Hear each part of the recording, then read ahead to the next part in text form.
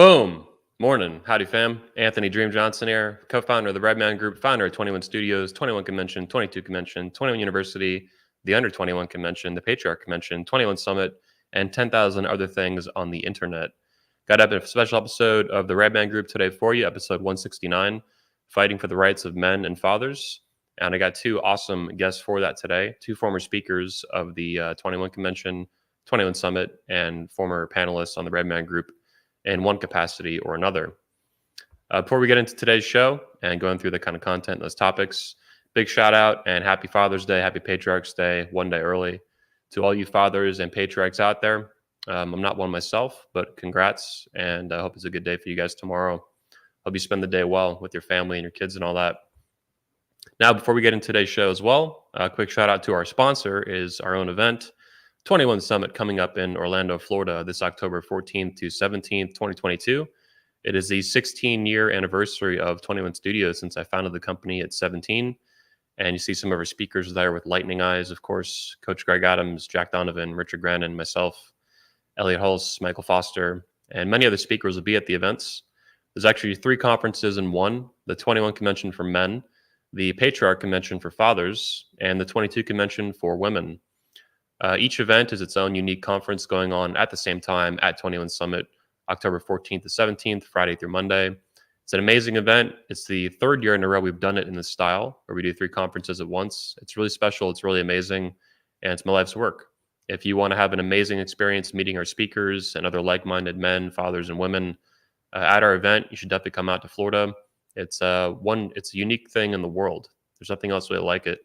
And I'm very proud of it, and you'll have an amazing time. I'm the best at what I do. Our speakers are the best at what they do. And when you put it all together, it is just so awesome. So come on out, get BOGO tickets. And if you join our newsletter at 21studios.com, there will be a link and a coupon code going out later today with a special discount specific to the fatherhood event to celebrate fatherhood and Father's Day tomorrow. So without further ado, in this giant commercial for our event, both speakers, of course, will be at the event this year. Please tell me Mr. Jeff Younger and Mr. Carnell Smith. How you doing, Clem? Hey, good day. How are you? Doing good. How's it going, Anthony? Thanks for having me. Yeah, good morning to both of you. Jeff, we had you on the show a few months ago. Carnell, you've been on this show technically before, but only at the live, like in-person version. But that was a lot of fun. That was a really good episode. Called the Blue version. The Patriarch version came out a few months ago. Okay, cool. Thanks for the invite, and also for the opportunity to come back again. Yeah, you were a big hit at the event last year, Carnell. A lot of the guys didn't. Both of you were really, each for different reasons. Jeff was the more the surprise, like really intense guy that really shocked even the speakers. And I remember hearing him just like yelling, "Judge Mary Brown!" No. I'm like behind the wall. I'm like behind a soundproof wall, and I can hear him like loud and clear. I'm like, that's interesting. But Carnell, you got a lot of attention too at the event. A lot of the attendees weren't familiar with you, and your story is amazing. We just put out a clip actually the other day, and it's doing really good. About a 10-minute segment on the channel from your speech, and the full thing will be out really soon too. Okay, thank you. I'm hearing from people too, so Nice. exposure's good, and also your platform, man, is amazing for men and dads, because there was a time I was not red pilled.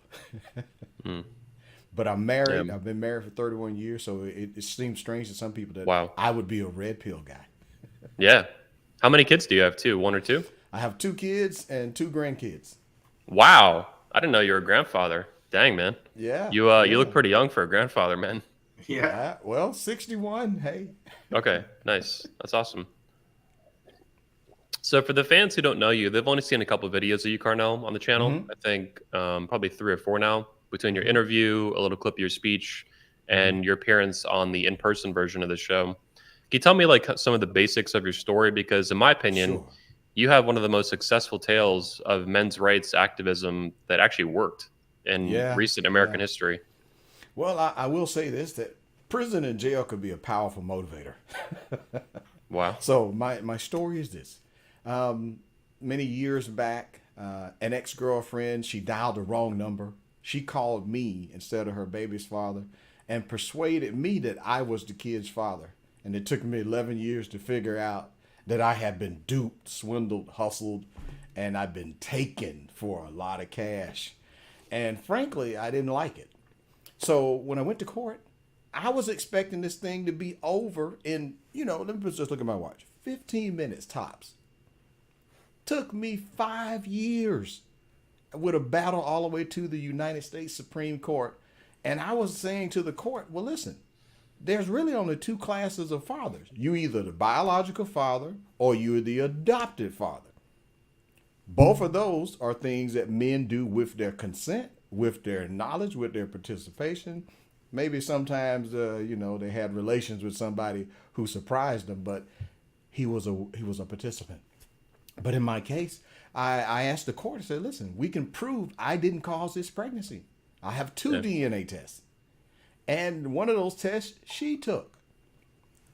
I said, look, why don't we assign this responsibility to the two people who had all the fun creating that baby? The court says, well, it's your fault. You didn't find out sooner. So I appealed it through every state court, all the way to the United States Supreme Court, collecting data showing that there's over 1 million men and boys that have been tested and confirmed as not the biological fathers. So what that told me is we are not getting 100% of the moms, the girls and women to tell the truth. Yeah. So at the same time I was appealing my case, I was also lobbying for a new state law in Georgia to make it easier for those people who have been victims of what I call paternity fraud. It's one of the 4 false accusations that can cause men and boys to go to jail. So by lobbying for the law to be changed, I was successful in getting major support from both houses.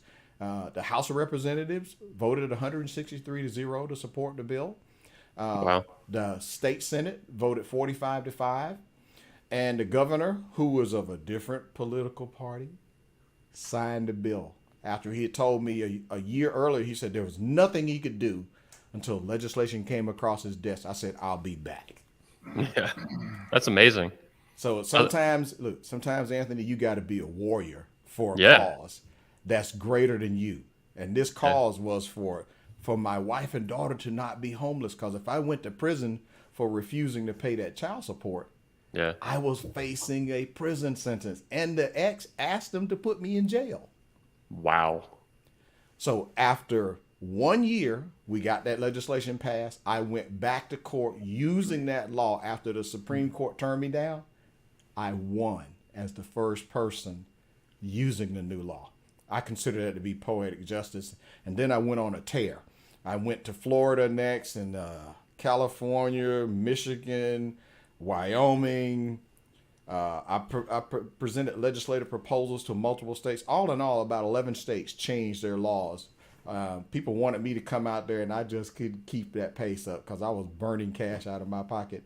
So now I've switched to teach people who want to be an effective advocate. You can be an effective citizen advocate on changing laws. Just got to learn how to do it. You might need a coach, and that's why I'm the paternity coach. Yeah. Damn, man.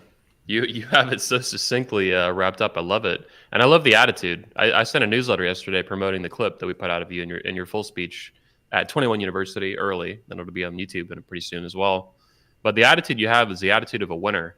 And when people told you, a judge, I think, talked to you, these people kind of scolded you, in my understanding, based on the speech. The governor didn't seem to scold you, but he was not supportive so much, right? Well, he was truthful. At the executive branch of the government, it's not like it's a king and you go to the king and the king could, wave his scepter and says, "Thou shalt release this man and every man and boy like him." Yeah. In our form of government, the governor, president, etc., can't just make a unilateral decision. So until legislation was passed, what this legislation does is it removes judicial discretion from looking at the evidence. Look, I take the position. We do not believe all women. We do not believe all men, boys, women, and girls. We believe evidence. We believe corroborating facts. And if the jeans don't fit, you must acquit. Hey man, that's my tagline. I love it. Hey, Yeah, totally. I got Dr. Phil to say it. Really? That's funny. Yeah, you went on a big news tour with this too back in the late 2000s, I think. Yeah, Dr. I was Phil and on a bunch of others. Dr. Phil with one of my clients who I had proven was not the father of his ex-wife's kid. Yeah. She had an affair while she was at work, but guess who made more money? My client, who was a doctor on staff at 2 hospitals, and he's a teaching professor. Listen, sometimes you got to make a stand for truth. You know, like you say, make men alpha again. I say make truth great again. And the court shouldn't be allowed to sidestep, and ignore the truth like they're doing in Jeff Younger's case. Yeah. Yeah, it's between both of you and what you've both been through and many other men. You two are just kind of I mean, you're not just figureheads. You've been through this in your real life, but you're kind of symbols for what men go through throughout the United States and throughout, I'm sure, the Western world. It's not just America and these different states, but it's a battle. And Carnell, I'm really proud of the attitude that you have, not just what you accomplished, which itself is badass, if you don't mind me saying, but like I think there's a couple judges, right? Then attorneys and stuff. A lot of people told you to like basically sit down and shut up. And you're like, nah, I'm not going to do that. I'm going to change the laws, and you're not going to like it. And I don't care. Well, a lot of people actually literally start to cry for me when they said, which judge? Wait a minute, you in front of Judge Edwin Wheeler Sr.? Man, that's the hanging judge. Listen, man, convicted thugs and criminals are scared of that judge. Wow. Dang.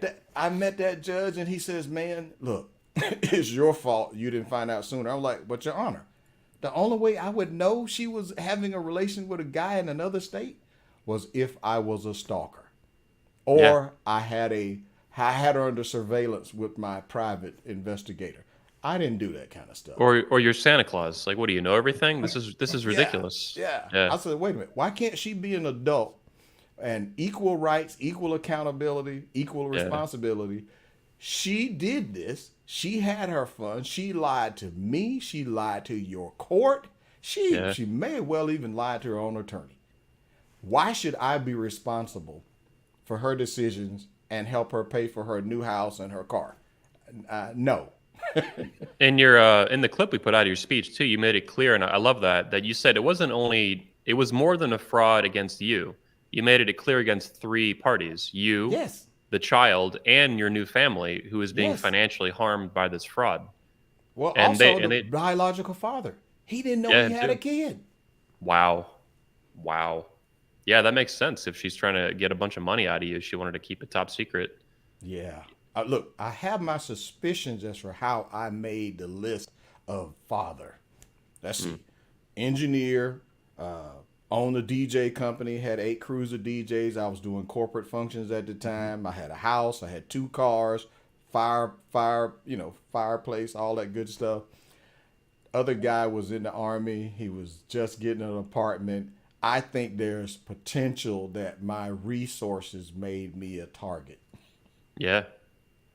Plus, being a good guy, and I know from your own experience, if you're a good guy and you don't, assume that sometimes, ladies will operate in ways that are less than stellar. Yeah. You might, before we were red pilled, you wouldn't know stuff that you know today. Yeah. And I've made it a point, even in the men's ministry, we talk about things like, guys, listen, who you pick in your life and who you allow in your life in close proximity with you, this could cause you to suffer for years if you make the wrong choice. And I hold my hand up saying, yes, I plead guilty to all of that. Yeah. I went through a pretty nasty, nothing like what you went through, but a pretty nasty divorce-ish thing several years ago. And one of the things, one of our speakers, Socrates, if you met him at the event, told me. I met him. One of my closest friends, he said that trustworthy people tend to be very trusting. Exactly. And you have to go through a bad experience to learn how to better navigate the world while still being a trustworthy, high-integrity man. And when I was young, it was very hard for me to figure that out. Well, you know what? I had a coworker who he told me, he says, man, you know what your problem is? He's ex-Army. He says, your problem is you believe everybody's good and that you can help make them better. He said, in the Army, we believed they were all evil and we were going to beat it out of them. Wow. So I've since changed now. My attitude now is trust but verify. Does that sound familiar? Yeah. I think it's an old Reagan quote. Yeah, I've heard it from. It's absolutely a Reagan quote. Yeah. Now, Jeff, I want to move to you a little bit. You have known Carnell, I'm sure, for several years, particularly going through your own nightmare in family court. What has been your observation of what Carnell experienced and what he accomplished?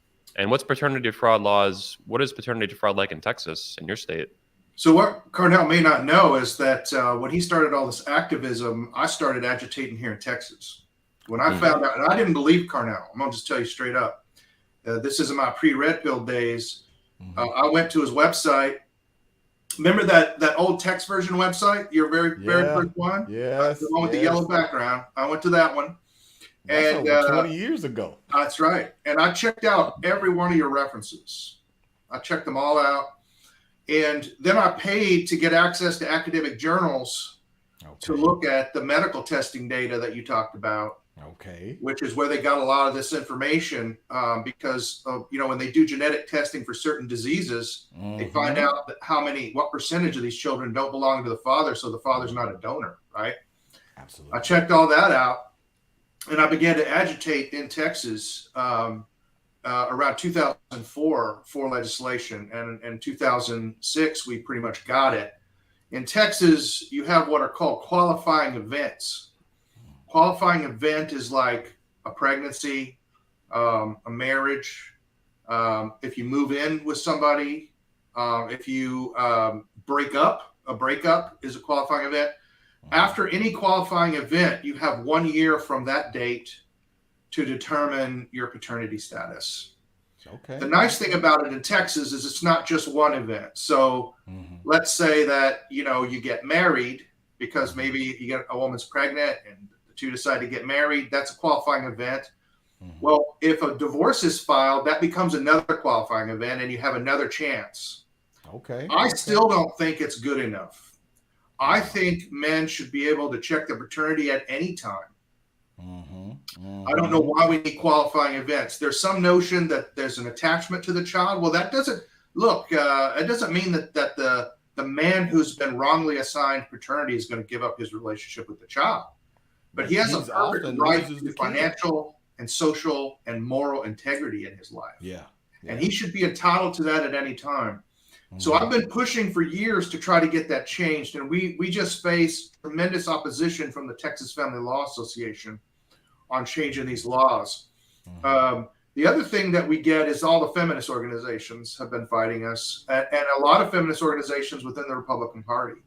Wow. So it's difficult, but Carnell effectively changed the laws in Texas here too, because he motivated a lot of people here to the problem.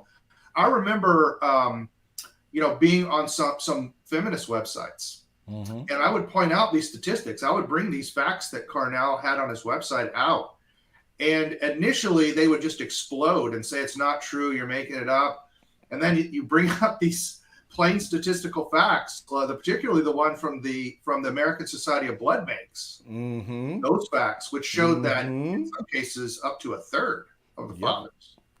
Wow. Yes, up to a third of them that they test. It really shuts them down, and then they shift gears to the men need to man up. The men need to man up and do this. So that's what we face in Texas. We face a white knighting problem here. Yeah. Where when women say men need to man up, about half the men do, and they hold men responsible for women's actions. And if that doesn't sum up the state of the modern liberal state, it's essentially the attempt to take responsibilities from women and give them to men, and to take rights from men and give them to women. Yeah. And we, to some degree, we still have that. And in Texas, the estimates are there's over 100,000 men, even with these qualifying events, who have been adjudicated that they are not the biological father, but because they didn't make the time frame, are still paying child support. Yeah. under penalty of going to prison at gunpoint. Oh, absolutely. Texas is Texas is one of has one of the worst child support systems in America. It's rated dead last by most of the ranking systems. In Texas, the failure to support your children is a felony, and you will lose your right to possess a firearm. You will lose state licensure. You're an electrician. You won't be an electrician. It can have terrible effects on you. But even worse is the way that child support is calculated here. In Texas, child support doesn't matter what the other party makes. It only depends on what the father makes. Oh, so that's obligor only. Yes. And it starts with one child at 20% of your gross pre-tax income and goes up 5% per child. Now, Anthony, you're a business owner. Carnell, you're a businessman. You know that no business can survive 20% confiscation of 20% of their pre-tax gross income. Yeah. And so the line in Texas is right around $60,000 a year. At that point, you can afford to live. But below that, you pretty much can't. And people that make below $40,000 a year who get assigned child support for even one child, all of them end up in jail. Yeah. And then you're just stuck in a loop, like a cycle, where you can't pay it. You go to jail. You go to jail. They do 180 days. They do 6 months in the county clink. And then they let you out 6 months to try to catch up, which you can't do because interest has been accruing. Exactly. And then they go on a rotating cycle, 6 months in, 6 months out, 6 months in, 6 months out. And you can't. So eventually what they do is they burn their ID cards, and that's where you get the large male homeless population. Yep. The child support system is the cause of most homelessness for men. Yeah. I can completely agree. I've actually taught a course through the Georgia Fatherhood Program called the Naked Truth University. And it was targeted toward those men who were in the fatherhood program. And their choice was come to my class or go to jail. So my class seemed like a very attractive option, right? Yes. Whoa. But in those couple of hours, we talked to the men about things like sex traps, drugs, alcohol, all of these things that got you here. How now you can make a qualifying decision with this program to change your life for good and get your licenses back, get a marketable skill, enhance your existing skills to an expert level status, and how to deal and navigate the legal matrix. Because let's just be honest, for most dads, unless you are a practicing family law attorney, you have an opinion about how you think court works. And looking at television, it will mislead you down Hollywood, flowery puppy dog. That is not how it works. Yeah. I've taken teams of pastors to family court to do court watch. And the whole purpose here was to get them to understand why you are not reaching men because you don't speak to men. And by you observing what happens in court, I said, I want you to understand when you have a dad that's he's enabling his wife to work from home, and then she divorces him, and now he's got to go work extra. You rarely going to see this guy again. I said, that family court right there is a nuclear bomb in his life. Yeah. And he unfortunately walks in there unprepared. He thinks he can negotiate and work a deal out on the fly, not understanding that you have to know the rules of the court, the law, the relevance to your particular situation, any case law that applies. You have to know what your rights are, and then you have to aggressively, let me say it again, aggressively advocate for your position. This is not the time to go in there and say, well, look, can we just shake hands, make a deal? Hey, I'll buy you a Coke or a Starbucks. And you get some points, I get some points. That is not how it works. I refer to it as the arena. And you walk in like a person with a stake tied around their neck. And the lions haven't had a meal. When you walk in, they're calculating how much, how many bites you going to get off of them. Because, see, I've been that guy. And teaching those guys in the fatherhood program, The greatest success that we saw was when I started taking those men to the Capitol, showing them how they could use their voice, and if they had lost their right to vote through those entanglements where they, felony and all of that stuff, how to get restated.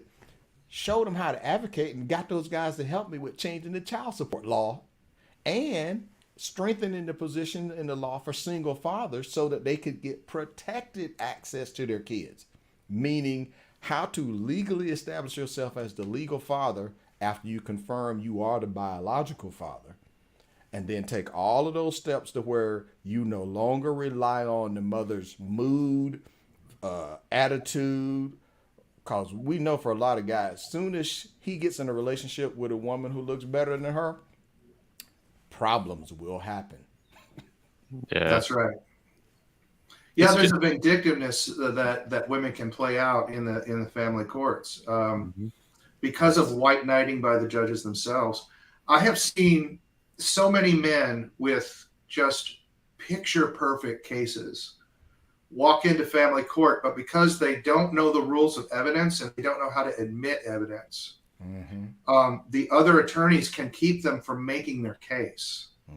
And the judges, it's interesting. Whenever it comes to the father, the judge wants to be a fair, impartial referee. But when it comes to the mom, they start helping the mom. Exactly. Right? So the judges have a lot of discretion. And in my case, my judges just outright violated the law and violated black letter civil procedure in order to take my children from me. They have a predetermined outcome and they're going to go there. But the objective is to preserve your right to appeal. And you have to aggressively object and assert your rights, like Carnell says. And if you don't do that, you won't even have a right to appeal. Now, Texas is really bad about this too.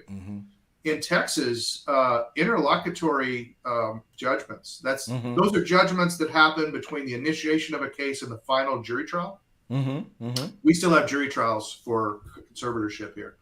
All the judgments that go in between, which will regulate how you're going to see your kids and what child support you're going to pay for up to 3 years. None of those are appealable in the state of Texas. They cannot be appealed by statute. Do you know why? As part of the Title 4D passage between 96 and 98, the states all made an agreement in order to accept the bonus pool money out of the Social Security Act that funds child support enforcement. They agreed to make these family law cases primarily bench trials, and family law falls under discretionary appeal. Now, let me make that plain for the audience.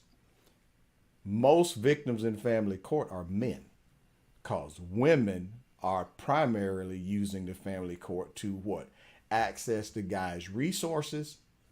There are a few women who are becoming non-custodial parents now, but by and large, men, even if they had primary custody of their kids before, like Jeff, end up going into that court, and then what do they suffer from? A parentectomy. This is where you're going to get cut out of your kid's life, and you have did nothing wrong. You've committed no crime. You're stunned. And if you don't preserve all of your points, your rights, your law points, things that could be effective in winning on appeal, your case is over. The sad part is there's no place on the planet that's teaching men this outside of family law. And what is the cost of admission? You gotta have the grades. You gotta do the LSAT. You gotta get admitted into law school, and you gotta do 4 years, and then if you're gonna do a specialization in family law, man, you're talking $250,000, right? Yep. It's not uncommon that you will have to make that kind of investment. So by and large, men suffer horribly on ignorance. Definitely. And it has nothing to do with how smart they are. Because one of my clients was a criminal defense attorney, but he was a paternity fraud victim. Wow. Naval intelligence officer, owns law offices in Georgia and Florida, thriving practice. The guy gets married and he's trying to figure out why he can't have kids with his new wife, but he's got 2 kids with his first wife. So, medical science kicks in and it says, Well, doggone, it must be something wrong with your new wife. So the doctors test the new wife, and this is, man, there's nothing wrong with her. She can do it. Look, we give her 2 thumbs up. She can do the job. So just for grins and giggles, we're going to test the husband. 0% count. Wow. So then that led to, well, wait a minute. Well, how did I have 2 kids? The doctor says, wait a minute, dude, it ain't possible that you have 2 kids with your first wife. So DNA testing reveals his first wife had an affair with her coworker the entire time he was married. Wow. Georgia, before we passed the law, would not release him from that child support alimony obligation. So I was able to get him to come speak to the Capitol as a member of the bar. Yeah. Nice. Because see, when you've heard me talk at the 21 convention, look, this issue doesn't limit itself to a particular ethnicity, social class, race. I have men, including 3-star generals that I know as clients, all the way down to your regular guy who just a high school student. Wow. That is why the law needed to be changed, to take out that ambiguity. You could not say with certainty, even with the mother's testimony, she lied, she admitted she lied, just like that gentleman Carnell Alexander on YouTube. The woman put his name down while he was in jail. And the process server lied and say they served him at his father's house. Wow. They got a default judgment against him anyway. And it took Which him just shows you more the than courts 10 don't follow the years. law. Yes, exactly. But you know what helped these guys? It would help the attorney and also Mr. Carnell Alexander. It was going public just like I did.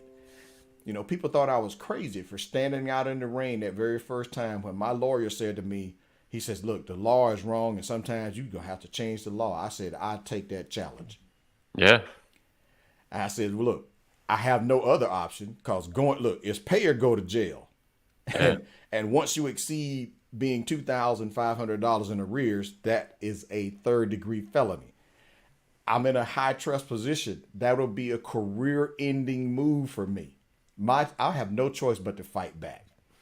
Right. And look, my father had coached me on being a warrior. All right. So it was necessary to point out that it's necessary to even the law so that instead of women having a superior position, let's let them embrace equality. That includes equal rights, equal accountability, and equal responsibility. You're big enough, girl, to go out there and have those multiple partners that feminism says you can do, and you can do like men. I'm like, you go, girl, you can do that. But that comes with responsibility, consequences, or as my wife says, there will be repercussions. And in the end, the legislature agreed with me. They said, man, it makes no sense that the judges can just ignore evidence. And then you can appeal. And by the way, Jeff, my case wasn't the only one. There are 3 men. There are 3 of us men who have appealed this issue to the United States Supreme Court. Morgan Wise out of Texas, a locomotive engineer. Yes. Morgan and I worked together on my case, and he let me use a lot of his research and case law for his case because we had the same thing. What was different was he was married and I wasn't. Right. Mm. And the other gentleman in Pennsylvania, same thing. He was married. So what it shows is, whether people want to admit it or not, there is a patent bias in the family court that where woman is automatically assumed to be right, man is automatically assumed wrong. So now it's on you to prove you not guilty. Right.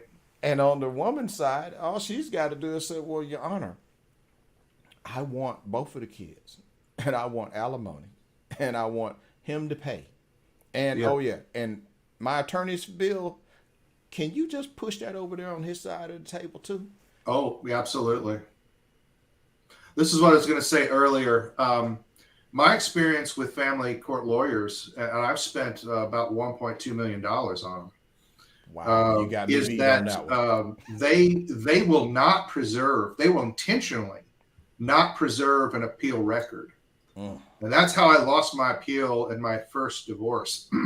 They will intentionally not do that. And they will intentionally not object. Let me give you a good example. I had an amicus attorney ask the judge to assign his legal fees as child support. Say what? Now that means that it would take any dispute I would have over his billing, and I would have to take that back to the family court and adjudicate it under as though I owed child support. That is crazy. So it brings criminal penalties for a civil debt, you see. Yeah. My lawyer did not object to that. And those fees were assigned to me as child support. He was not your advocate. That's correct. The lawyers, the family court lawyers absolutely will not advocate for you. You have to, unfortunately, if you want to be involved, if you're going to be involved, whether you like it or not, you have got to know the rules of civil procedure. And let me tell you, reading them is a cure for insomnia. I'm telling you right now. But you got to read them. You got to read the rules of evidence. And you need to know your family code. Yes. And that $50 a month to get case text, to look up case law in your state is absolutely invaluable. Good investment. Because in those cases, those are cases that were won on appeal. You're actually seeing what a good lawyer would do. So you know what your lawyer ought to be doing. Right. Hang on, Carnell, your video got kind of frozen, messed up. Yeah. Jeff, do you see that? I do. It seems like my screensaver kicked in. Oh. Can you hear me? Yeah, we can hear you just fine. We can hear you. Yeah. Right. You look like the Joker, though. Oh, man. If you reset... that may be appropriate. Let's see. How can I make this thing reset? There's a button, I think, that'll fix it on StreamYard. It says, like, stop camera. Oh, okay. If you click that and then click it now, that didn't fix it. So that's probably in your computer itself. Like, if you have a webcam, you can unplug it, plug it back in. Okay. Your audio will be fine, though, I think. Yeah, they're separate devices. I actually have a freestanding. Well, in the meantime, I guess I have some news to report from Texas on these issues that just happened yesterday and the day before. So we're in the middle of our Texas Republican convention here in Texas. And it's very big. It brings about 10,000 people. It's down in Houston. The feminists in the Republican Party successfully removed equal shared parenting from the legislative priorities of the Texas Republican Party. And they issued a minority report out of the priorities committee to remove it from the platform entirely. And that's going to a vote today. Wow. That tells you that you think that you've got support from, conservative women, or they say they're pro-family. But they believe that you can be pro-family and be anti-father at the same time. Yep. And they've been running around saying that all these people that want shared parenting are deadbeats that don't want to pay child support and all this other stuff. And of course, my reply is always the same. You're right. No man wants to pay child support. They want to raise their own children with their own money. They don't want to pay somebody else to do it. Exactly. Yeah. You know what's amazing? So they don't want to pay. They don't want to pay somebody else to raise their kids. They want to do it themselves. So, but they've been doing this kind of stuff. And in Texas, we have laws that require equal representation of men and women throughout the party apparatus. Okay. So our state Republican executive committee has to have a man and a woman from each Senate district and so forth. And we have a group called the Texas Federation of Republican Women, and they're very active in preventing any changes to the family code that would make it more fair for men.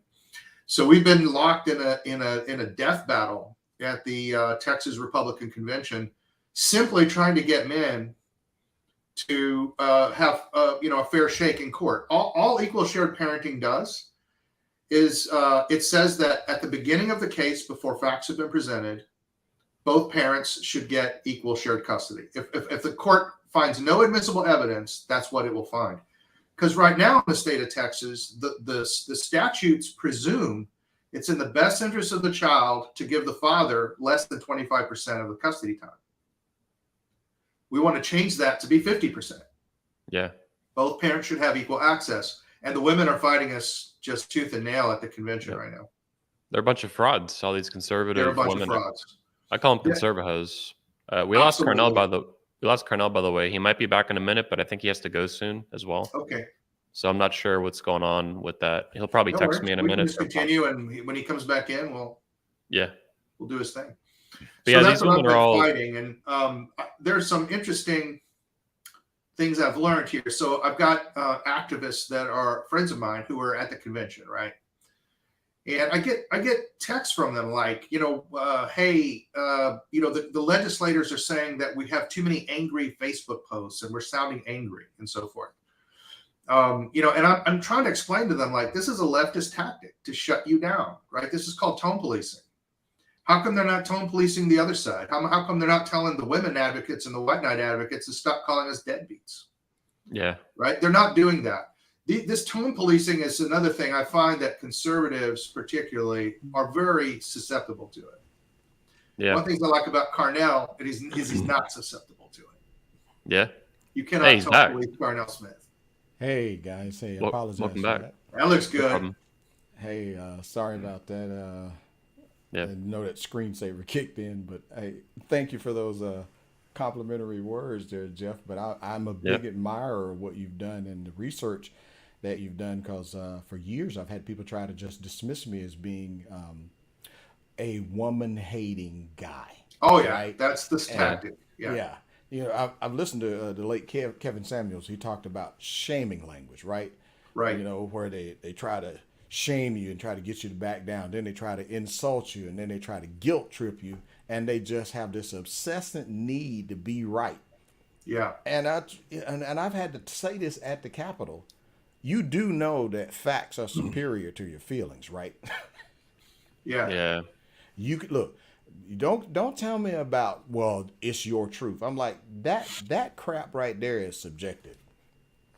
What I'll stand on is objective truth, because there's my side, there's your side, and then there's the truth. Now, which one do you line up with, and which one do I line up with?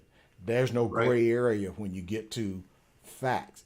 Did a man cause the pregnancy? No. Look, is Jeff the biological father of both of his sons? Yes. Why should someone make a decision in the judiciary to try to help his ex-wife change the gender of one of his sons, who seems like a perfectly normal boy when he is with his father? Yes. In my mind, that is amazing that had to go that far. It's totally illegal. Yeah. They're essentially what happens. And I say essentially, I mean, it is actually what happens. When you go into divorce court, and young men need to know this before they marry and have children, or before they have sex and have children. Yeah. When you walk into a family court, you become not only your child, but you will become a ward of the state. Right? All these decisions about my children have been made by a judge who's never met my children. Look at there. Never met them. Doesn't know anything about them. Doesn't care about them. The judges make these decisions purely based on ideological criteria, because they never even meet these kids, spend no time with them. The second thing is, I think young men need to know this. I don't have any privacy. Like, every debit card transaction that I make is reported to the court. Wow. It's submitted to opposing counsel. They go through my finances with a fine-tooth comb for any increase in income, where they can get more child support. Yep. If I purchase any assets, they want to know where that money came from, and I have to go back to court every time to prove it. Yeah. That includes just little things like buying a car or buying furniture. I got to go back to court. Yep. Okay. Wow. I don't have any financial privacy. My living conditions are constricted. I can only live within a 3-county area. Man, if I move outside that area, I lose my kids. So tell me again. I'm not allowed to, every time I want to go to a school event with my children, I have to get permission from the court to do that. I have to file with the court if I want to make any changes. If I want to take a European vacation and take my children, I have to file with the court. Because it's going out of the country. I'm not allowed to do things with my kids. So you got to understand this, when you have kids and you get into family court, you literally have all of your rights taken. And let me just tell you another thing. I'm not paying counselors who affirm my son as a girl. I will not pay them. Mm-hmm. Well, in Texas, that's medical child support. So I'm failing to pay child support by doing that. That's why a lot of the leftists who are my enemies will say, that I'm a deadbeat dad because I'm not paying child support. Well, I'm not paying that medical child support to counselors who teach my son he's a girl. I'm not going to do it. Man. Well, guess what they can do? When that reaches a certain level at $5,000, where I haven't paid, they can take my passport. Yep.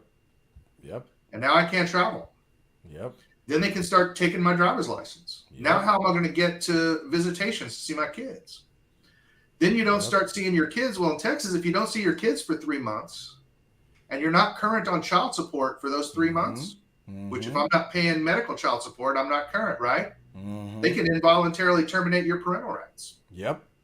So the courts can create the conditions to financially destroy you, remove your privacy, put you in a position where you're going to go to a jail for a felony. And there's very, very little you can do to stop it. So you need to think very, very carefully before you get married and have kids, or before you have sex and have kids. Absolutely. Yeah. Well, look, so that it's all not doom and gloom, I'm going to say there are some good things for guys. I think if we have older guys like us, me, you, and Anthony, to talk to the guys worldwide, make a deliberate decision to have no kids with any woman who's not in your last name, and only with her after you spent some years getting to know her. Yeah. No circumstances do you allow for an oopsies or and I'm a married man. I support vasectomies. I said, okay, I'm done with this rodeo. We're out. What you didn't know, that I also experienced what it's like to be Jeff. I've been the non-custodial dad. I fought for decades just to see my son. And after giving up, I went bankrupt. After giving up, my son found me on my website. He was in a camp. Wow. He was at a camp at Disney that was teaching how to create websites. So he found me talking about how much I miss my son. Wow. He contacts me, sends me an email, guess who? So while the latter years of his, from middle school up through high school, while his mom was ignoring the court order, we were seeing each other. I would travel to Florida. We get to go out, hang out, go to lunch. He said, based on my mom's character, there had to be more to the story about you than she was telling me. Wow. How's that for a 12-year-old? Wow. Yeah. And based on that, we reconnected, and I was in his wedding. He's retired U.S. Marine Sergeant now. He's disabled.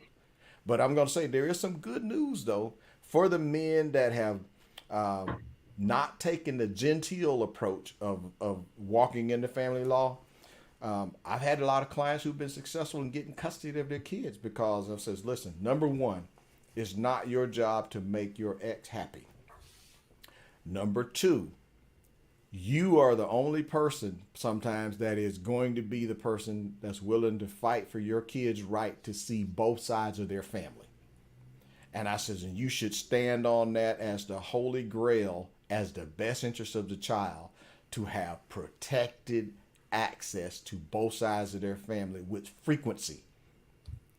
And you must go after the mother every time she violates the court order with contempt, which means you're going to have to learn the law. You're going to have to learn how to be, at least if you can't do it all yourself, you're going to have to know enough to be able to be partnering with your lawyer. You don't do the traditional thing that men do. We take our money, here, go fix this for me. Come back, let me know when it's done. Let me know what papers I need to sign and when you need me to show up in court. I say that is a disaster in family court. Right. I know, been there, done that. I didn't lose $1 million. I lost about $300,000. So I feel you, Wow. Jeff. Trust me when I say. I know, man. It's devastating. It's devastating. And look, I could have retired. I could have retired 15 years early because that money I had invested, I pulled out of investments to That's me pay too. for court. What's crazy to me is it's like you got a discount losing only $300,000 compared to 1.2 million that Jeff lost, both of which are insane. But like the fact that you lost that much less, this is evil. This is Yes. it's not, some parts of this are not just corruption and incompetence and bureaucracy. Like, this is sick. There are people in the chat watching right now that are just horrified, and this is real. This is an intentional program industry to strip fathers from families. That's exactly. But the fathers who say, wait a minute, from day one, let's say he becomes red pill. From day one, he knows he needs to keep his wife on her toes and stuff. If she starts that crap about wanting to go out, girls' night out and all that kind of stuff, and hanging out with the single friends and dating other people while she's married, it says you got to have your deal breakers, because that was what ended my first engagement. Yeah, her dating other people while engaged to me. But now, when you prepare yourself, having getting this mentality, this mindset that if you're going to have to be the warrior who fights for your kids' rights to see both sides of their family, and it may mean that you make the stand for your kid to be with you as the kid's best interest. Because when the other parent is opposed to any goodwill, any gestures, just on principle, just because she said so, your ability to see your kid shouldn't be limited to her mood or what phase of the moon is in, or some crazy crap that you can, us logical people, we're like, what do you mean? The court order says this. Your Honor, I've actually said this to judges. I said, Your Honor, let me ask this question. Why is it that your order is only enforceable one way? If I'm 30 days late on payments, I have a letter here from Child Support Enforcement that includes loss of business license, driver's license, seasons of checking, savings, investment accounts, jail, prison. And you're quick. They're quick to implement those. I said, but now I ain't get to see my kid for 2 years with your order. And the police said they can't get involved. It's a civil matter. The police thanked me for calling them, because had she called the police, they said if I didn't leave, I would have been arrested for trespassing. So they said, thank you, sir, for doing that. Well, the long short of it is, once we become red-pilled and we start to understand now, you are no longer in a friendly relationship with her, man. You got to be like a warrior fighting for your kids. It's not because you hate women. You love your kid so much, you don't want your kid to lose out on years, decades of life with you and the rest of their family, because you can't get those moments back. Those 15 plus years me and my kid were separated, and then the 5 years in the court for paternity fraud. Let's just say I have somewhat of a dislike for family court, and that's being politically kind. Right. Yeah. Melissa Isaac. In Texas, it's actually a state jail felony to interfere with child custody. So these women that withhold these children are actually committing felonies in the state, and not a single DA in the state of Texas will prosecute them for it. Same here in Georgia. We have black letter law. It's a statute. I cited the statute. They won't prosecute. And they'll lie. The police will lie and say it's a civil matter. It's not a civil matter. It's a criminal matter. Yes. Wow. But we know why, though. Once you start to understand how it's a $60 billion industry, Title 4D, and the funding. Well, wait a minute. You guys don't care about kids. This is about best interest of the state. Look, why is the child support agency under the Department of Revenue in the state? As a taxpayer, I would like to know why if men are primary taxpayers, why is our money being used then to harm us and our kids? Yes. Yeah. Well, for people that may not know about Title 4D, Carnell, let me just give you a summary of it, and maybe you can chime in here. I know the stats in Texas. So the Title 4D was a program that was put in by a Democrat a federal legislature and signed by a Republican president, Gerald Ford, in the late 1970s. And this program took full effect about mid 80s, and by the early 90s had completely transformed the family court system in the United States. What it provides sounds so simple. It provides for federal matching funds for the collection of child support dollars in the states. So when I pay $1 of child support, the state gets about 66 cents, about 2/3 of it. Now in Texas, listen to what I'm about to say, folks. In Texas, that's almost $750 million. It completely funds the Texas Attorney General's office. Okay, it's big, big money. If you include this across the states, it's larger than most defense programs. It's about the size of what it takes to field a carrier group in the Navy. Just to level set you here, how much money we're talking about. Now, if you think about it, this creates very perverse incentives for the state, because the more child support that the state issues, the more money the state gets. In Texas and many states, the judicial retirement fund for the judges is funded from this matching money. So the more that the judge issues in child support, the more the judge gets from their judicial retirement. Okay? Yeah. So there are a whole bunch of entities within the state government that have huge financial interests in you paying maximal child support. Yes. That is why fathers do not get 50-50 custody of their children. The courts will always find that there is a loser parent, usually the father, and the loser parent will pay child support because the state gets tons of money. Now, we've heard about CPS, abuses as well.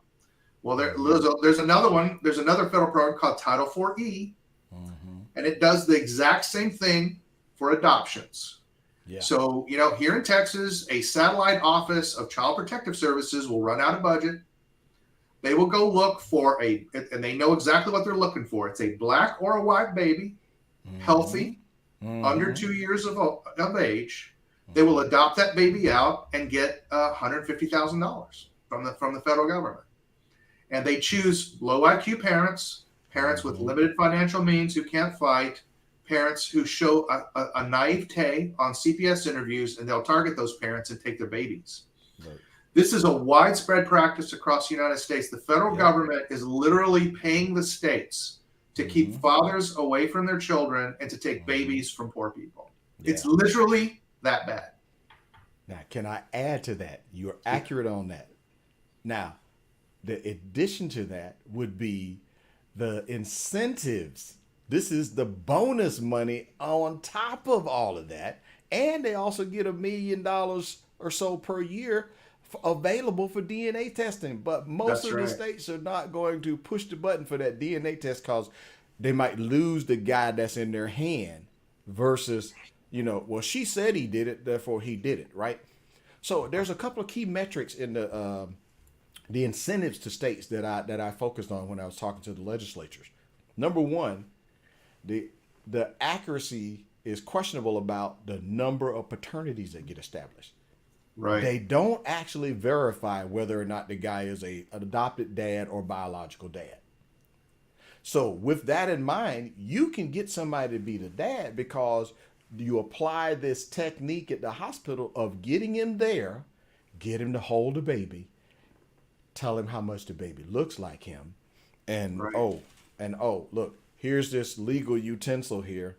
This is going to authorize you now to pay child support, and you just confess by signing a voluntary paternity acknowledgement, and that's enough for them then to be able to count that as a metric on paternities established. Also get you inducted into the child support money machine. It'd be great, Anthony, if you queued up that song Money, right? Some people got to have it for the love of money. But another metric on that also too is paternities established. All right. So what I point out to the legislators, there's no requirement for accuracy here. There is no continual quality improvement here. There is no process control here. Look, I'm a systems engineer. I do this for a living. What I did was, once I found myself in this trap, I deconstructed the trap and I learned how it worked. And I said, well, what's driving the opposition? Why are these people like, they literally, they call me out my name because you are attacking kids and you are not going to, you're going to cause some kids to lose their money. I'm like, well, if the guy that's paying is not his daddy, he shouldn't be paying any money. Yeah. I says, you're a smart woman. Go tell them the guy you had the fun with. Bring your list. All right. But that additional bonus money is some excess of $500 million. California got so good at this. California is making over $1 billion a year. So when you say Texas was the worst, I'm going to challenge that. California's gotten it down so good that they will establish fraternities by default. Wow. Meaning, at one of the years where they had some problems with one of their major DAs in Los Angeles, 80% of the people who were established by paternity were done by default. Unbelievable. And one of my affiliate chapters there in California, the Veterans Against Paternity Fraud, over 600 military men are all victims of they prey on judgment. military men. Oh, yeah. They prey on military men. They're targeted. Yes. So they have pensions and stuff probably to go after. Yeah. The judges, family court judges love when military fathers come in because they can lay that child support at the feet of the federal government, who will do everything. Yep. They'll just confiscate this man's wealth in the military. It's very easy for them. He doesn't know many times that there was a court judgment. That's right. Until he gets his pay while he's out of the state or he's deployed somewhere. He's like, hold on. I need to talk to somebody. There's a huge chunk missing out my check. They're like, oh no, there's no mistake here, buddy. That's for your child support. What? I don't have any kids. Well, according to this court hearing that you didn't show up at, wait a minute. I'm in combat duty, deployed. I'm risking my life. How the heck could I show up at a court hearing that they didn't even serve me on? Listen, that technique has been applied nationwide on getting somebody. And it's done in such a callous way that a woman will actually put her own address down as to have you served. Absolutely. And then when the papers come to her house, she doesn't tell you about the court hearing. And because you don't show up at the hearing, the judge says he's a scofflaw. It's amazing. He's trying to get out of his responsibilities. And the judge will sign that document. It's unbelievable. The listeners may not know, Carnell, what we know about process of service. And process of service is a right. It's not an option that judges give. It's not only a statutory right, it's a constitutional right. It's a constitutional right. You have a right to be notified when there's a suit against you. Due process. And the states establish rules, and the Constitution requires them to do this. Establish rules for notifying people so that they can respond to the court. It's part of your right to redress the government for redress of grievances. So in Texas, for example, a proper process for child support has to include paper service, unless you've waived that for electronic service, right? It has to include very specific information that has to be in that piece of paper, and it has to be done by a process server who certified and swears an oath that they delivered it to you.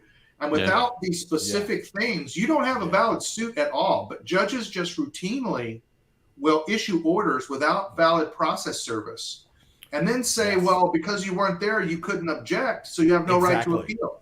Exactly. Well, I wasn't served, I didn't know. And this is the game that they play. It's literally that corrupt. And because people don't know the rights, because that's a constitutionally protected right, due process is a basic fundamental. And you don't have to be a lawyer, but that's right. All of the rights that you lose are the ones you don't fight for. Yeah. Carnell, I'm seeing a lot of questions about what are good states to live. Yeah, we got a question.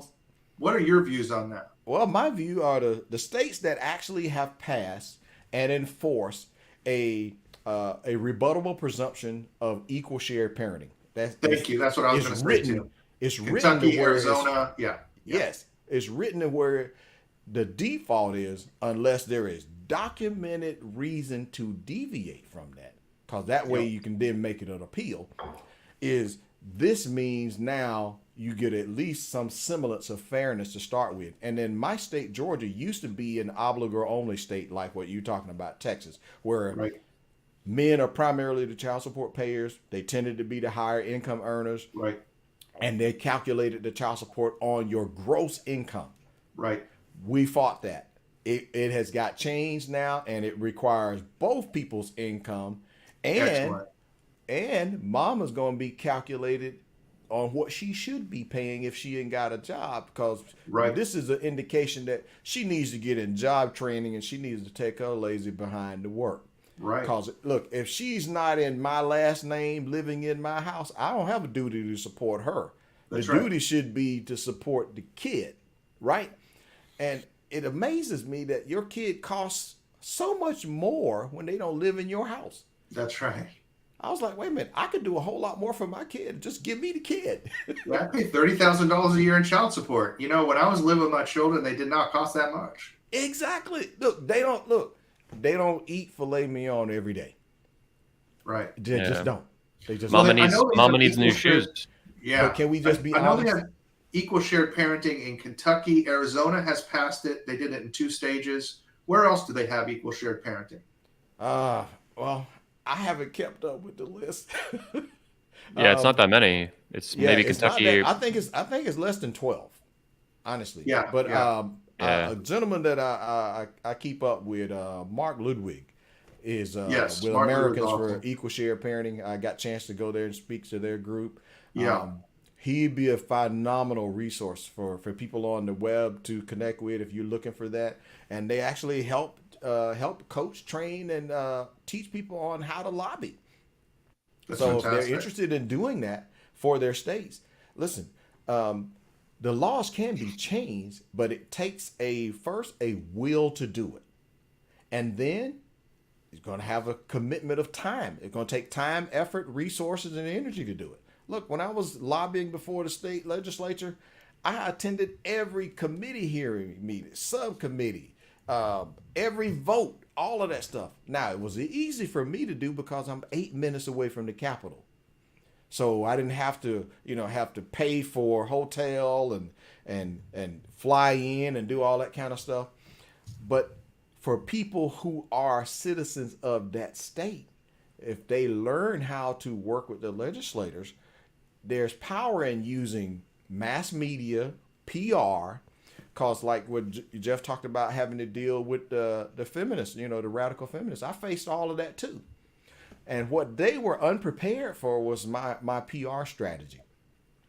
I countered them by publicizing the women who were affected by paternity fraud. Because if you're the wife of a paternity fraud victim, you and your kids are affected when 20, 40, 60% of the income goes across town to the hussy who lied to your husband. Right? And they can't go on vacations. They can't buy clothes. And it just basically is unfair. So I showed all of those women how to use their voice, and my group was larger than the feminist group. That's called strategy. Learn that stuff. Look, I learned that stuff from studying Dr. Martin Luther King. Look, you can't just make a simple, let's shake hands, let's just go do something. But if you're motivated and you're willing to learn, because Jeff, I think you make a heck of a lawyer, or at least an elected representative, because man, you have depth. You have depth, brother. You got balls too, man. A woman to Jeff Younger, man. Absolutely. I'll tell you, I've been in court every month for about 10 years. So facing one of the top law firms in Texas, Coons Fuller, and I face their attorneys down all the time. So I just tell people I'm a jailhouse lawyer. I've sat in that seat for so long, and I got tired of paying millions of dollars to these people. Oh, it looks like so I want to bring to everybody's attention, Jeff just gave me this link. This is a Wikipedia page, a list of shared parenting legislation. and it looks like a really good list. It's highly detailed for each state in America of where equal Okay. shared parenting legislation is at. For example, my state of Florida, unfortunately, I was familiar with this too. It passed Hmm. in 2016, both houses of our legislature passed by 74 to 38 and then 24 to 14. And then it was vetoed by Republican Governor Rick Scott, Yeah. Republican, I want who, to point that out. Man. yeah, Supposedly pro-family. Yeah. traitor. Traitor. Yeah. So I do think, though, I know that, my governor now, DeSantis, has promised to sign it if it gets to his desk. Yes. Okay. And That's we have an encouraging. awesome and we have an awesome legislature, so I think that'll happen pretty soon. We'll have to wait and see. But there's a couple more. It looks like Missouri, Kentucky's listed here, and I think Missouri. What does it say for Where is Georgia? it? Georgia died. See, Yeah. 2020, it was referred to the judiciary. It died, and Yeah. it's dead for now. Yep. Yep. They're still And it was trying. They're still trying. it also details the legislation type because it's each state's a little bit different. Mm-hmm. So yeah, it's not super complex, but it's super detailed, and each state's different. Yeah. But that Um, presumption of 50-50 yeah, as a mandated start point, yep. that is a major shift. Cause We're also it'll save hang a on. lot of money. I want to point out that it looks like Oregon got it, and Mhm. Virginia, and Wisconsin. So That's good. it's less than 12, like you said, Carnell, Mhm. but at least it's a handful for now. What a It's shame. completely amazing to me that basically all 50 all shared parenting says is that when the case starts, both parties will be considered equally. Exactly. They're Instead equal. of 0% and 100%. Yeah, Yeah. that's right. And Well, it I exposes can't the believe that this fraud. is controversial, but it is. It's highly controversial Yeah, to the what point it, where Republican pro-family governors will veto it. Yep. Well, it exposes the fraud as well. Not only of a lot of these Republican governors, Rick Scott, that's very disappointing of him, but also the fraud of feminism, that they're all for Correct. equality, equality, equality. It's like, no, No. you're not. The minute you have some real, genuine equality, you freak out and you slander the men who want to see their children and be treated fairly before the law. It's sick. Mhm. It really It is. is. It's this massive snowball of corruption and fraud, this whole thing. My jaw is kind of mentally on the floor listening to you guys talk. Even though I'm already familiar with this information, I'm not in the weeds on the details like you guys are. Like the audience, I'm just kind of like, holy effing shit. Like, this is crazy. This is really It's un-American crazy. and sick.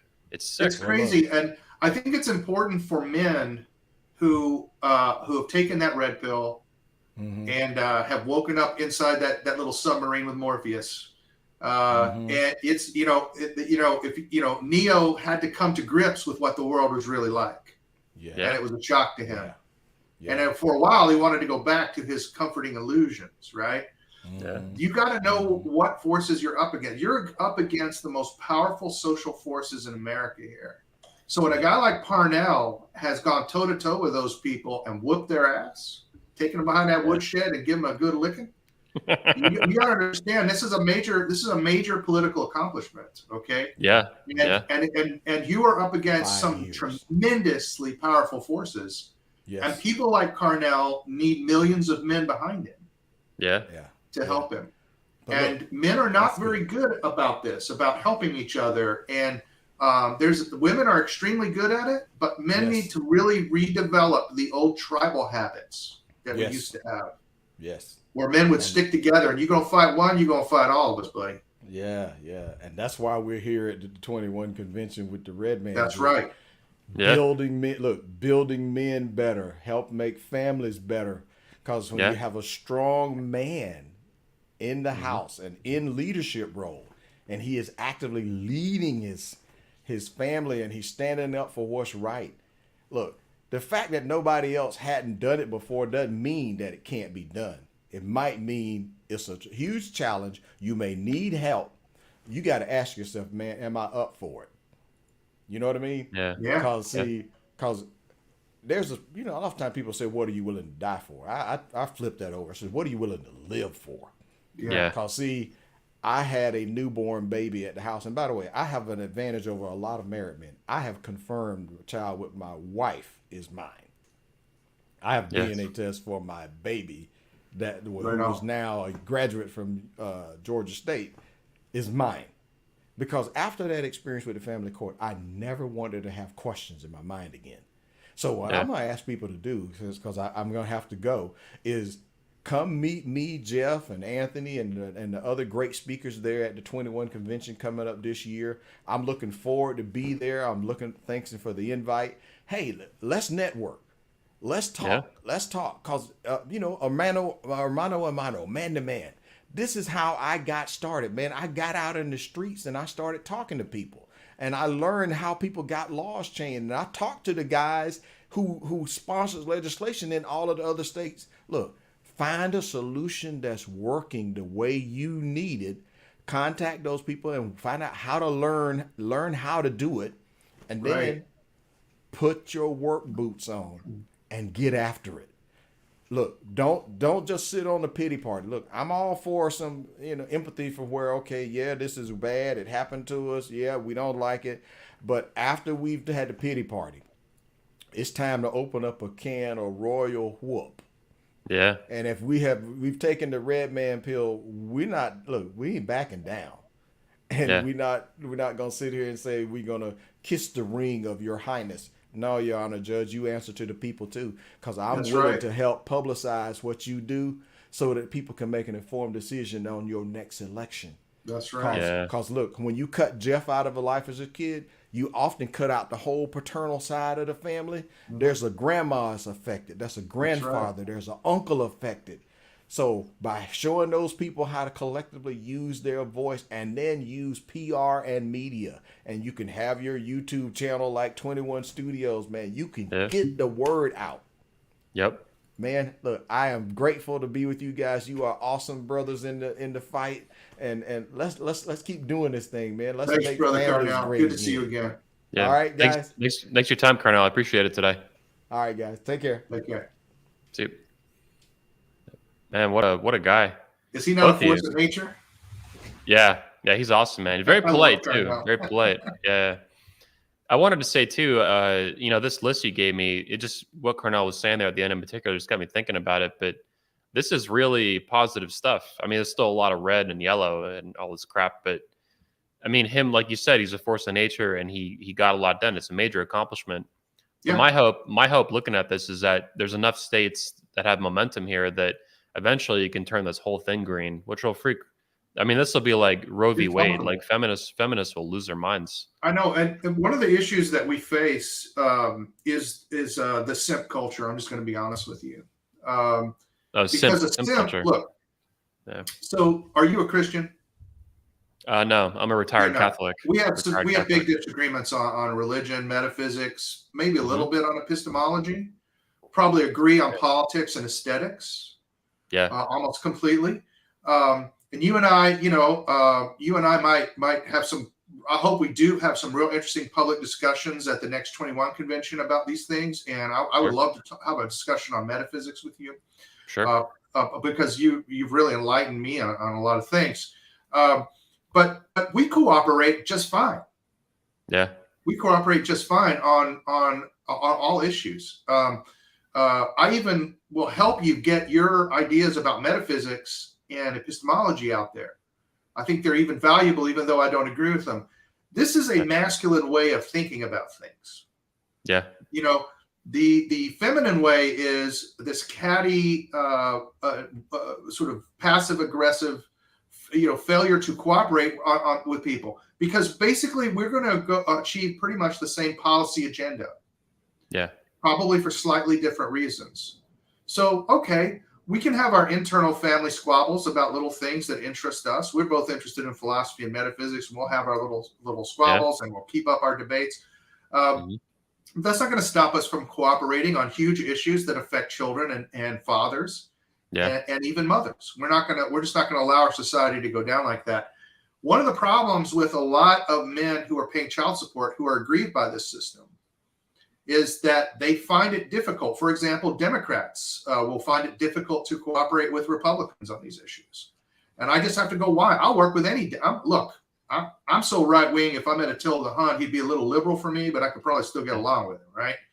But I will cooperate with any Democrat. I'll cooperate with communists. who want to fix this family court system because it's in my best interest. So, people need to start understanding that when you want to exercise political power, you have to be willing to work together with people that you just might not like. And you know what? It doesn't matter if you don't like them.